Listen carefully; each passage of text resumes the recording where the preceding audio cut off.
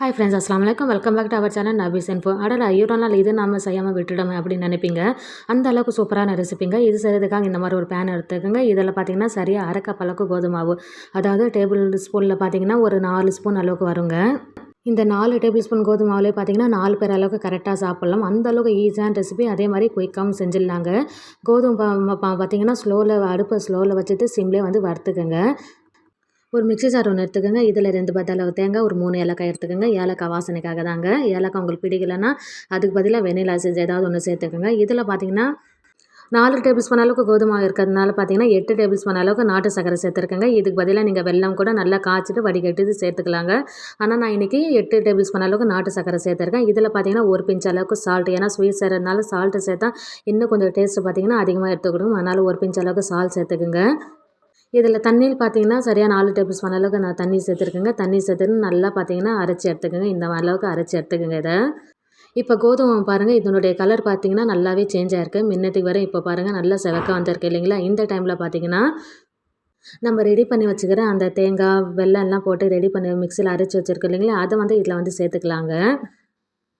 இப்போ இது சேர்த்துக்கலாங்க. சேர்க்கும்போது பார்த்தீங்கன்னா அடுப்பை வந்து ஆஃப் பண்ணிவிடுங்க. ஆஃப் பண்ணிவிட்டு முதல்ல கலந்து விட்டுக்கோங்க, கட்டிகள் எதுவுமே இல்லாமல். அதன் பிறகு மறுபடியும் பார்த்தீங்கன்னா அடுப்பை வந்து ஆன் பண்ணி எடுத்துக்கோங்க. நீங்கள் அடுப்பை ஆன்லேயே வச்சுட்டு இந்த வேலையை செஞ்சிங்கன்னா அங்கங்கே கட்டிகள் வர மாதிரி இருக்கும். பிகினர்ஸ் பார்த்தீங்கன்னா இந்த ஸ்டெப்பை வந்து ஃபாலோ பண்ணிக்கோங்க. அடுப்பை ஆஃப் பண்ணிவிட்டு வந்து இந்த வந்து சேர்த்துக்குங்க. நல்லா பழக்கப்பட்டா இருந்தால் அடுப்பை வந்து சிம் பண்ணிவிட்டு அப்படியே வந்து சேர்த்து கலந்து எடுத்துக்கோங்க. இப்போ இது எல்லா பவுடரும் பார்த்தீங்கன்னா இந்த கோதுமை மாவு பவுடர் எல்லாமே இந்த வெள்ளை தண்ணியில் கலக்கிற மாதிரி இந்த மாதிரி வந்து மிக்ஸ் பண்ணி விட்டுக்குங்க. இது வரைக்கும் நம்ம சேனலில் சப்ஸ்கிரைப் பண்ணாமல் இருந்தீங்கன்னா சப்ஸ்கிரைப் பண்ணிக்கோங்க. கூட இருக்க பெல் சிம்பிள் கிளிக் பண்ணிட்டு ஆல் ஆப்ஷன் வந்து கிளிக் பண்ணுங்க ஃப்ரெண்ட்ஸ்.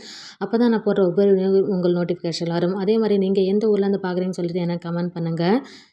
இப்போ பாருங்கள் நல்லாவே பார்த்தீங்கன்னா மிக்ஸ் பண்ணி எடுத்தாச்சு பாருங்கள். இதில் கடைசியில் பார்த்தீங்கன்னா இந்த ஜார் கழுவின தண்ணி ஒரு அரை கிளாஸ் அளவுக்கு இருக்கும், அதுவும் சேர்த்து இந்த மாதிரி பார்த்தீங்கன்னா நல்லா மிக்ஸ் பண்ணி எடுத்தாச்சு. இப்போ அடுப்பை வந்து ஆன் பண்ணிவிட்டு நல்லா வந்து கிண்டி விட்டுனே இருங்க. நல்லா பார்த்தீங்கன்னா பிரண்டு வருங்க. அதாவது அல்வாலாம் செய்வோம் இல்லைங்களா, அந்த அந்த பதத்துக்கு வரும். அந்த அளவுக்கு இதை பார்த்தீங்கன்னா கலந்து விட்டுனே இருக்கணும். இது வரைக்கும் சாப்பிடாத ஒரு டிஃப்ரெண்ட் ஸ்வீட்டாக இருக்குங்க. இதில் பார்த்தீங்கன்னா நெய் சேர்த்துருக்கேங்க. ஒரு 2 டேபிள் ஸ்பூன் அளவுக்கு நெய் சேர்த்துருக்கேன். இதுக்கு பதிலாக நீங்கள் ரீஃபைண்ட் ஆயில் கூட சேர்த்துக்கலாங்க. நம்ம சேர்த்துருக்கிற நெய் பார்த்தீங்கன்னா எல்லாம் அந்த கோதுமை மாவுலேயே பார்த்தீங்கன்னா கரெக்டாக போயிடும். அந்த அளவுக்கு இந்த மாவு பார்த்தீங்கன்னா இந்த மாதிரி கிண்டி விட்டுனே இருக்கணுங்க. இன்றைக்கி நெய்யும் பார்த்தீங்கன்னா 2 டேபிள் ஸ்பூன் அளவுக்கு கம்மியாக தான் சேர்த்துருக்கேங்க. ரொம்ப அதிகமாக நெய் சாப்பிட்றவங்க பார்த்தீங்கன்னா இந்த அல்வாலேருந்து நெய் வெளியே வர வரைக்கும் வந்து பார்த்திங்கன்னா நெய் ஊற்றினே இருக்கலாங்க.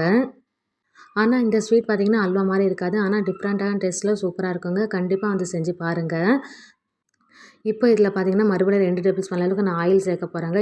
இந்த ஸ்வீட் பார்த்திங்கன்னா நீங்கள் முழுக்க முழுக்க நெய்யில் கூட செய்யலாங்க, முதலே சொன்ன மாதிரி. ஆனால் ஆயில் பாதி நான் நெய் பாதி அந்த அளவுக்குள்ள எடுத்துருக்கேங்க. மறுபடியும் இந்த மாதிரி வந்து கிண்டி விட்டுனே இருங்க. நம்ம சேர்த்துருக்க எண்ணெய் பார்த்திங்கன்னா இந்த மாவில் ஒட்டின்னு கரெக்ட் பதத்தில் வரும். அந்த அளவுக்கு இதை பார்த்தீங்கன்னா கிண்டி விட்டுனே இருங்க. டக்குன்னு ஒரு ஸ்வீட் ரெசிபி சாப்பிடணும் போல் இருந்துச்சுன்னா இந்த மாதிரி வீட்டில் இருக்கிற பொருளை வச்சு சூப்பராக வந்து செஞ்சிடலாங்க. இப்போ பாருங்கள் அந்த பேனில் ஒட்டாமல் நல்லா திரண்டு வருது பாருங்கள். இதுதாங்க சரியான பக்குவம். முன்ன இருந்ததை விட இப்போதைக்கும் பார்த்திங்கன்னா நல்ல ஒரு வித்தியாசம் தெரியும் பாருங்கள் நல்லா பார்த்திங்கன்னா பிரண்டு வருது பாருங்கள். இதுதாங்க சரியான பக்குவம் இதுக்கு. இந்த நேரத்தில் பார்த்திங்கன்னா ஸ்டவ்வை வந்து ஆஃப் பண்ணிடலாங்க. ஆஃப் பண்ணிவிட்டு இது ஒரு பிளேட்க்கு ஒன்று மாற்றிக்கலாங்க. பாருங்கள் நல்லா பிரண்டு வருது பாருங்கள். சரியாக 4 டேபிள் ஸ்பூன் அளவுக்கு கோதுமை மாவு தான் சேர்த்தோம். ஆனால் இதில் பார்த்திங்கன்னா 4 பேர் அளவுக்கு சாப்பிட்லாங்க. ஸ்வீட்டு பார்த்திங்கன்னா கரெக்டான அளவில் இருக்குங்க. நான் சொல்லியிருக்க அளவுலாம் சேர்த்திங்கன்னா கரெக்டான பக்கத்தில் சரியான அளவில் இருக்குங்க. இப்போ பாருங்கள் இந்த ஸ்வீட் பார்த்திங்கன்னா சூப்பராக ரெடி ஆயிடுச்சு.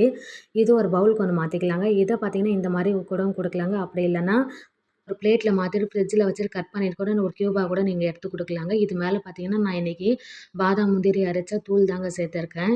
இது ஆப்ஷனல் தான், உங்களுக்கு விருப்பம் இல்லைன்னா இதை வந்து ஸ்கிப் பண்ணிடலாம். இதை தட்டில் போட்டு க்யூபாக கூட நீங்கள் கட் பண்ணி வந்து கொடுக்கலாங்க. சூப்பராக இருக்குங்க. கண்டிப்பாக செஞ்சு பாருங்கள். இந்த வீடியோ உங்களுக்கு பிடிச்சிருந்துச்சின்னா லைக் ஒன்று கொடுத்துருங்க. மறக்காமல் நம்ம சேனலை சப்ஸ்கிரைப் பண்ணி வச்சுக்கோங்க. சூப்பரான ஸ்வீட் பார்த்திங்கன்னா டக்குன்னு வந்து செஞ்சு முடிச்சிட்டோம் பாருங்கள். இந்த ஸ்வீட் பார்த்திங்கன்னா சூடாகவும் சாப்பிட்லாங்க, இல்லை அப்படி இல்லைன்னா ஃப்ரிட்ஜில் வச்சு கூட சாப்பிட்லாங்க. கண்டிப்பாக ட்ரை பண்ணுங்கள். பை ஃப்ரெண்ட்ஸ், மறுபடியும் அடுத்த ஒரு புதிய வீடியோவில் சந்திக்கலாம்.